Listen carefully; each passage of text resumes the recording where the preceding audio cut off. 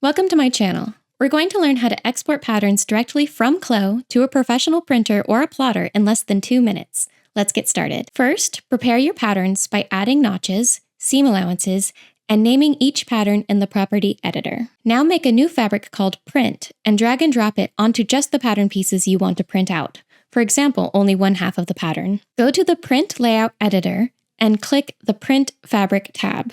Click Nest Settings in the 2D toolbar, and in the property editor, set the buffer spacing to 0.25 inches and the fabric width to the width of your printer, usually between 36 inches and 42 inches.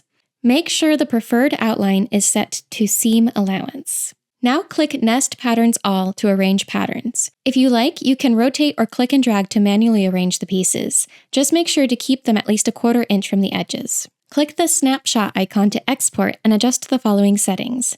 Preset 1:1, unit, inches, and resolution 300 ppi. Leave all the other options in the size section as is. The line option section is where you can choose which lines to show on your pattern and how they look. I recommend keeping all of these boxes checked. You can change the pattern outline to dashed if you prefer. In the additional information section, I recommend selecting pattern name, grain line, and button/buttonholes. I leave everything in the Show Images section unchecked. Now click Save, choose your save location, name your file, and most importantly, change your file type to PDF. Click Save again. Now you can send this file to your printing company or print it on a plotter yourself. And that's it. A step-by-step guide is available on my Patreon. Thank you for your support.